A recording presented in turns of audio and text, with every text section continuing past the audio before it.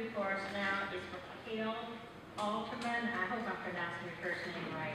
For State Representative of the 8th District.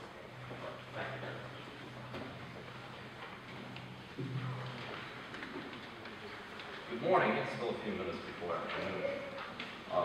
My name is Mikhail Alterman. I'm running to represent you in Columbus. Well, represent some of you in Columbus for Ohio House District 8. I was born in the old Soviet Union, Minsk, Belarus. I fled institutionalized discrimination. Was picked up by a community here. I'm Jewish. Went to Cleveland Heights, University Heights High School, graduated, went to Case Western Reserve University, majored in computer engineering, and I've done very, very well. Came here without any money, $100, no language, no job, no relatives. Been part of numerous campaigns. Part of what I've done is giving back to the community, involved in various ballot issues and various local issues. I was asked to run for this position as a result of my involvement. I've been flattered.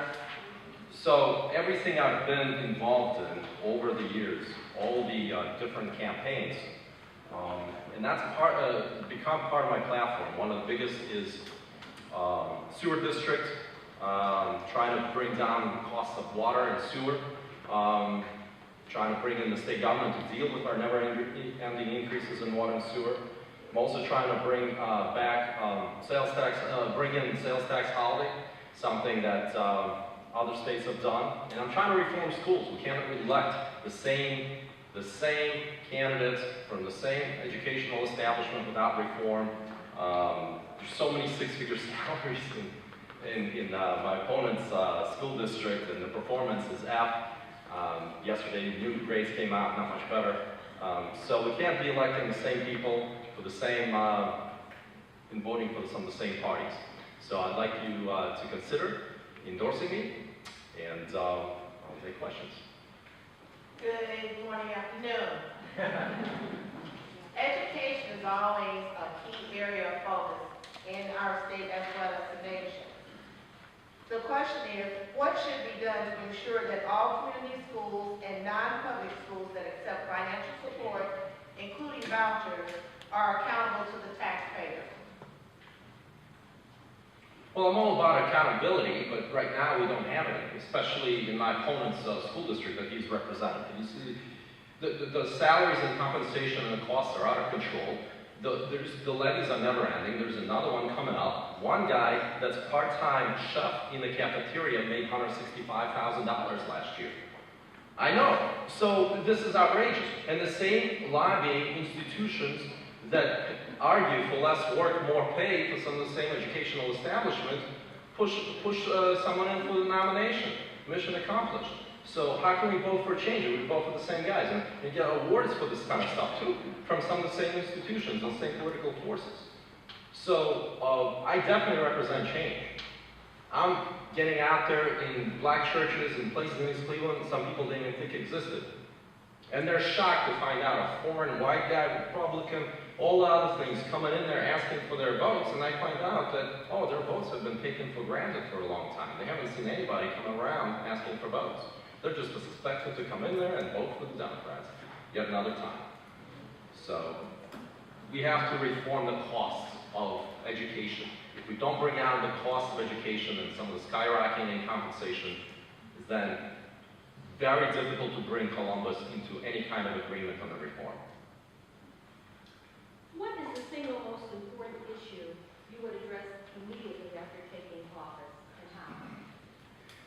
I will look for co-sponsors to deal with the #1 issue in most of my district. It's 137 shots fired by the police and 2 people. I empathize with the situation a lot. I fled discrimination. I know what it's like to have institutions in the government come after you.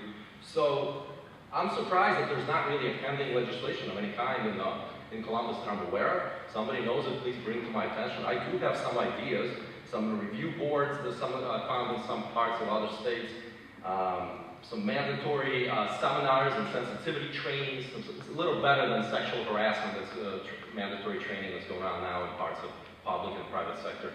But this is a number one issue to the constituents. So my focus has been local economics and local issues for the district. And since this is the number one issue, I'm the one who's in touch. My opponent is out there bragging about the book with crosses and swastikas and blasphemy like you wouldn't believe. And I'm the one who's saying, fine, you take this avant-garde art vote, and I'll take the churches and the synagogue vote. So, really, that's the number one issue. People care about police brutality and other things, and militarization of police, and I've been on it for a long time, and Schaefer and Beechwood, I don't understand why police force has to get armored personnel carriers. Who are they going to go to war with?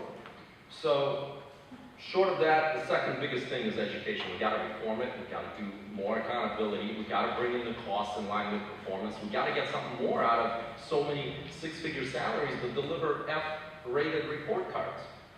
So, in the schools and education in general, over $20 billion out of $60 billion in the state level. And once you get the education, everything else falls into place: the crime, the jobs, and the better future. Thank you. All right, well, in conclusion, I'd like to really consider your endorsement as something new. Definitely looking forward to working for you in Columbus. I definitely have a driver's license, so I plan to join the majority. As a part of the majority, I'm planning to bring these very local issues of water and sewer and back to school temporary sales tax holiday, right to Columbus agenda. So, thank you very much. Thank you.